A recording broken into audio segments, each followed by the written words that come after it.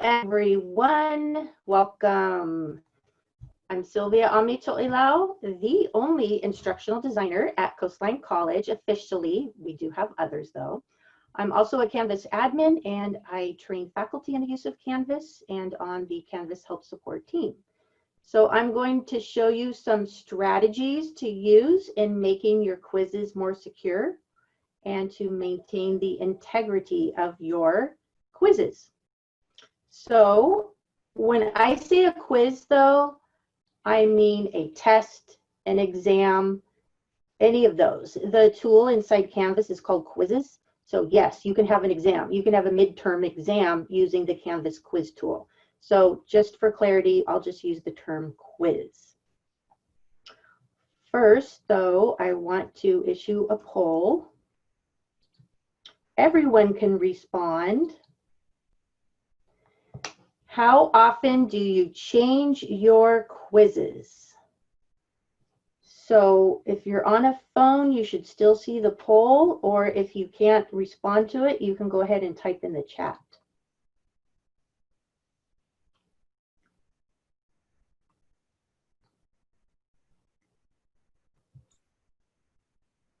Can I vote too, Sil? Yes, everyone can. I should have put, I don't know, or I don't have quizzes. Or how often I think they should be changed.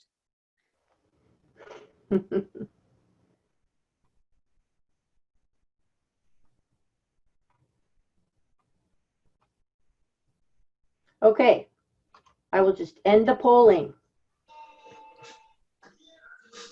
One has not changed them yet, and one said maybe every 2 to 4 years. What do you think the best answer would be? Anyone? Every semester? Sure, that's a good answer. Some say I'd go with every year. I mean, I would like every semester, but I'd be happy with every year.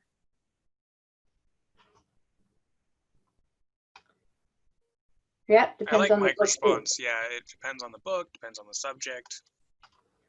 So here's another question. Do you use question banks, or some call them test banks, some call them item banks? Do you use question banks to pull from a pool of questions?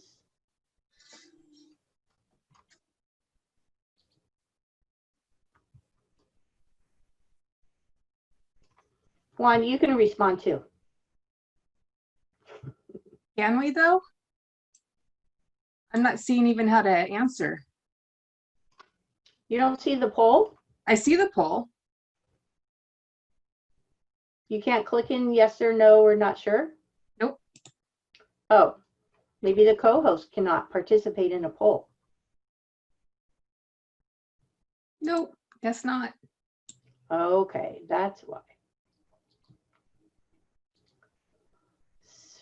Half of you said yes, half of you said no. Wow, okay.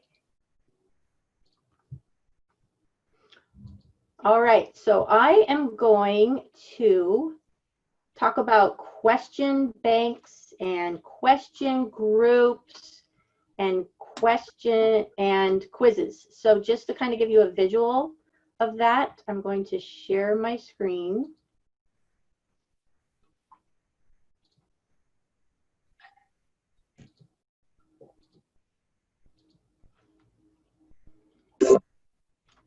Okay, thumbs up, or if you can see my screen. Yes.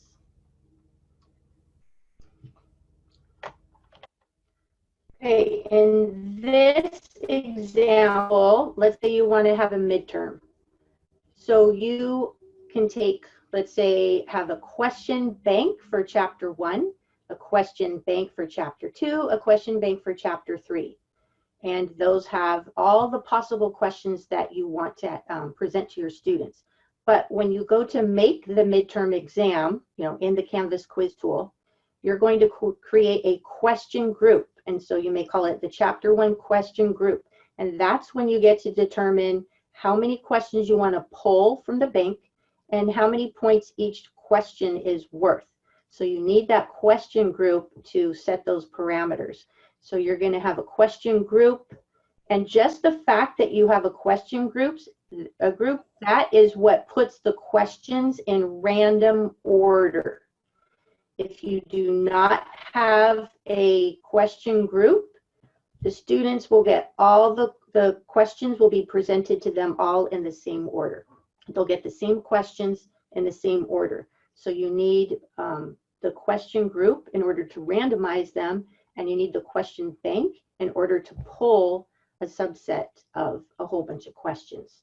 So does anyone have questions now at this point about that type of structure? I'm going to show you a question bank and a question group and how to create them, but I just wondered if anyone had any questions right now.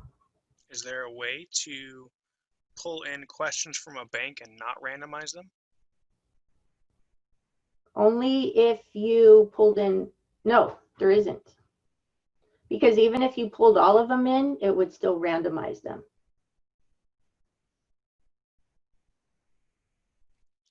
Could you find the question in the group and import it in?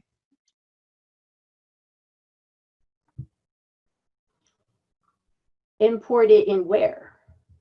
Where are you putting it?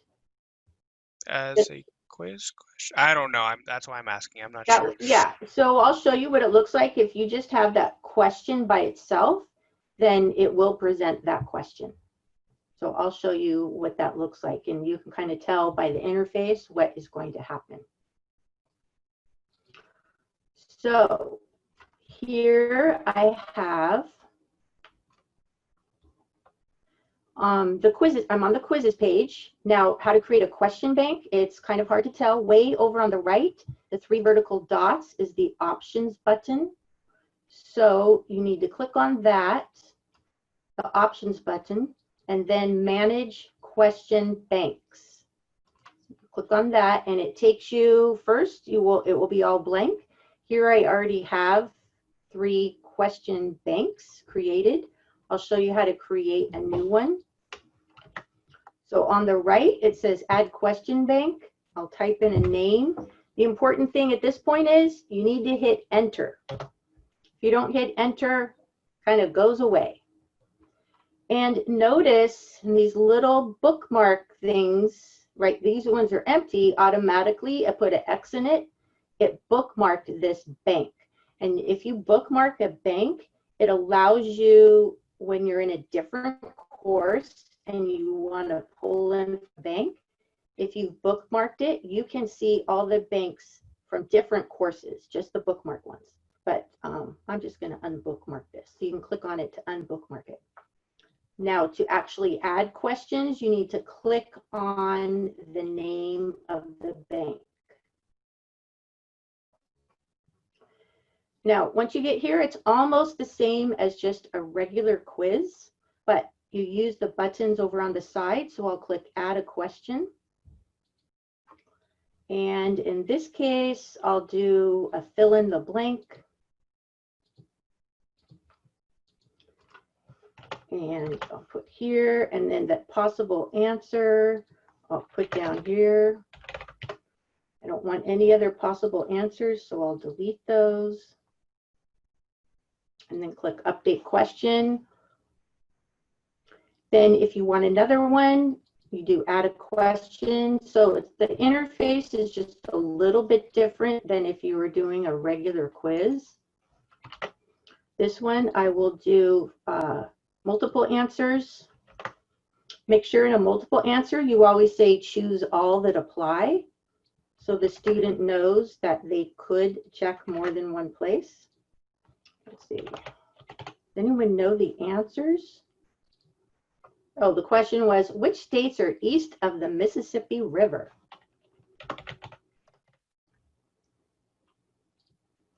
So you put in all your choices. Let's do one more. Then you make sure you've indicated which ones are correct. So in this case, it's Illinois, Ohio, and Indiana. I'll update that question. And I think I'll create a couple more, because let's say I want to pull 2. A good ratio, does anyone want to guess what's a good ratio of questions in the pool versus how many you want to present to students? Anyone want to guess? There's no right or wrong answer. I have my own theory. 50%? So like a 1 to 3, you mean? So No, like or 1 to 2 to 1. 3.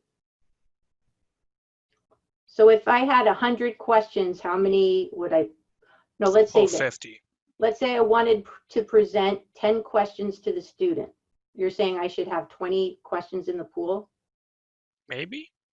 At least I would have to kind of agree. I would say at least 20 questions if you're pulling 10. I mean, for a exam of 50, you should have at least 100 questions to pull from. I mean, I'd say more, but at the very least. Yeah, I would say the very least is a 1 to 2. A 1 to 3 is good. So if you're going to present 10, then you should have, I would say, 30 or more. I'm doing here a fill in multiple blanks. So let me put the answers here.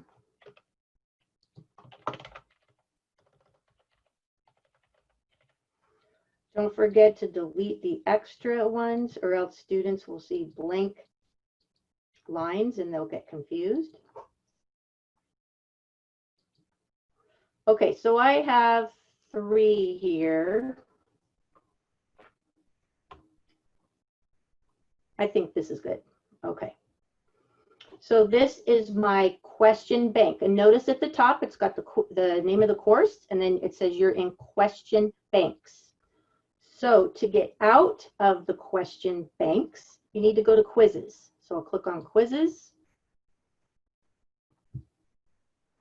And remember to get to question banks, it's over on the right. You go to manage question banks.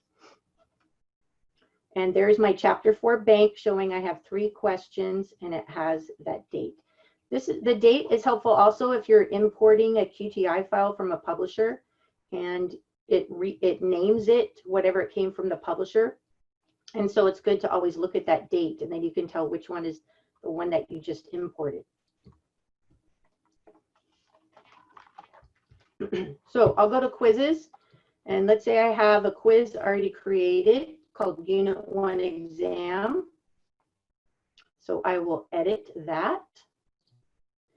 And then here I already have set up question groups. So this first group I named CH1 group for chapter 1. I am pulling from a chapter 1 bank and I'm pulling 2 questions and each question will be worth 5 points. Then I'm created another group where I am pulling from a chapter 2 bank, pulling 2 questions, 8 points per question. And then the chapter 3 bank, I'm only pulling 1, but it's 10 points. So how many questions, sorry, you have to do math, it's Friday. How many quiz questions will be presented to the student? You can speak up or type in the chat. What was that? 5? Yes, 5. That is correct. And how they will appear is the first set of questions will be from the chapter 1 bank. And then the set of questions from chapter 2 bank, and then the last one will be from the chapter 3 bank. So let's say I want to add the chapter 4. So that's a new question group. You don't have to name it, but I like to keep track. So I'm going to call this the chapter 4 group. And then I click link to a question bank. So here are the banks I already have. Notice at the bottom, this is one I bookmarked. So it's in another course, but it was bookmarked. So if you have banks that you want to share across several courses, just bookmark them. And just make sure you're naming them so you know which course they're coming from or what the content is. But in this case, I want the chapter 4 bank.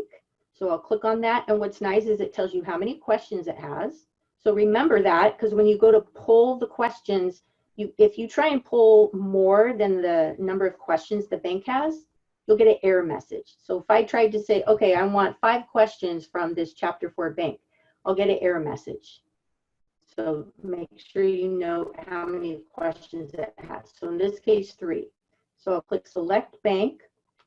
Now I'll just pull, let's say 1, and it's worth 5 points each.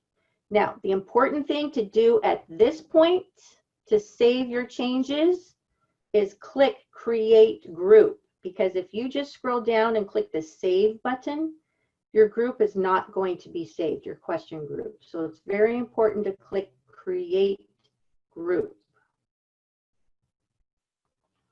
Now, looking at this visually, you see that there's 4 question groups.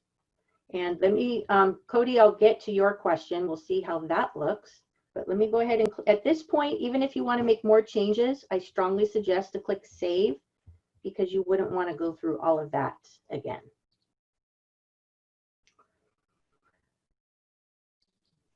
So here are the groups.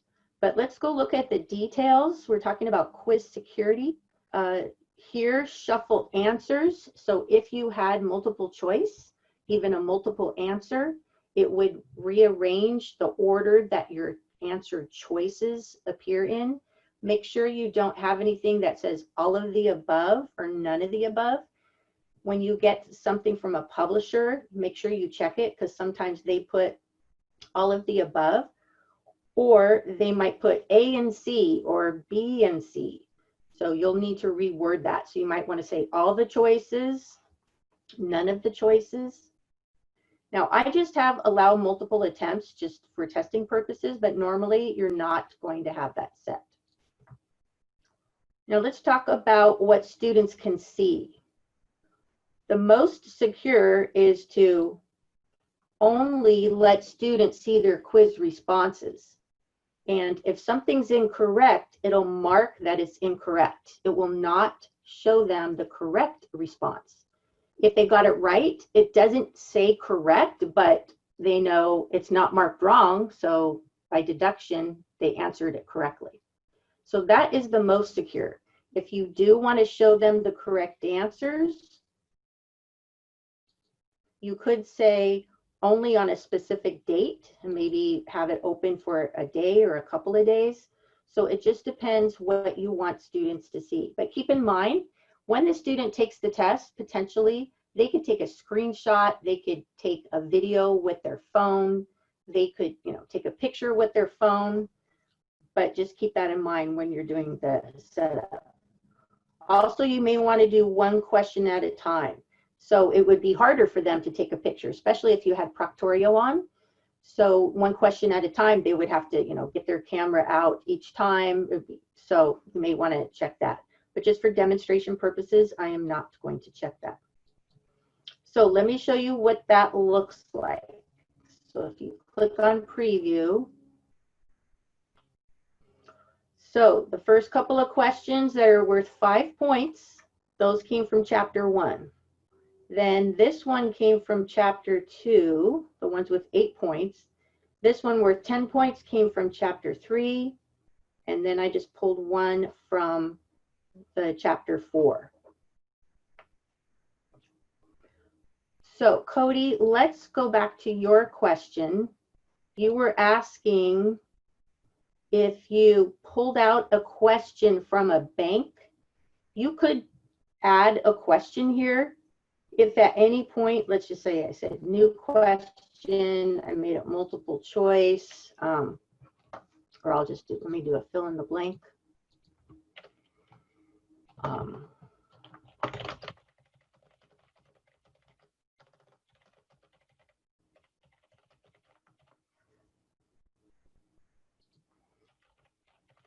So if I just had one question, then after it pulls all of these 4 question groups, then it will present this question always at the end. So does that address your question, Cody? I think so. What happens if you click on find question? Does it allow you to pull one question from a bank?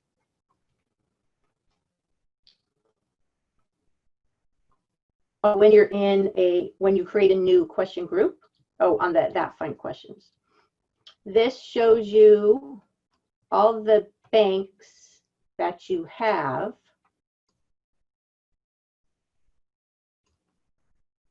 You'd have to, let me make this bigger. So you could click on a bank and it shows you all the different questions. So it doesn't have a search box, but you can just say, hey, where are these questions? So you're saying if you pulled one from there? So let's say you check marked like 2 of those questions and you add them in. So I think you scroll down and click on add, and you Right. don't add them to a group. They would just add in and then they would be in order, in that particular order, I think. Yes, and they would always show. They would always show after the last chapter 4 bank question. Then the next 3 are always presented to the student and always in that order. Okay, perfect. Thank you. Now you could create another question group, called random group, and move them inside. And then you could pick, you could pick all 3, and then it would give all 3 questions, but in random order. Does that make sense? Yep, thank you. So isn't it fun to do question banks and question groups and quizzes? I know it can get kind of crazy, but I hope this visual kind of helps you see how to organize it. I will put some resources in the chat. I think the organization part is sometimes the hardest part, but once you get it all in and sorted and in place, it's really not that difficult. I mean, it's to me, it's like an outline. It's just kind of like you pull from each thing, you get them all set up, you know that they're there. You don't have to worry about it once they're there, and you know that 5 questions from each chapter is going to be getting pulled. So I would hope that we're changing we're pulling from a pool, we're changing them. Even if you get it from a publisher, don't just take everything from a publisher. Most of the time, though, the student could just Google those questions. We didn't go over things like using Proctorio and all of that. So I'm just talking about basically how to set up your quiz. So to maintain that integrity. So if the student says, hey, I had a problem, can I just take it again? They'll find out, hey, these are totally different questions. And my friend already told me the answers, but this is totally different. So hopefully they'll get the hang of that and say, okay, fine, never mind. I'm just going to take it and not ask to take it again. So we're talking about those things, but always change what the publisher sends you, even if you're just kind of rewording it. If it's a fill in the blank, just take out a word from the beginning and fill in the word at the end. So just always make those changes.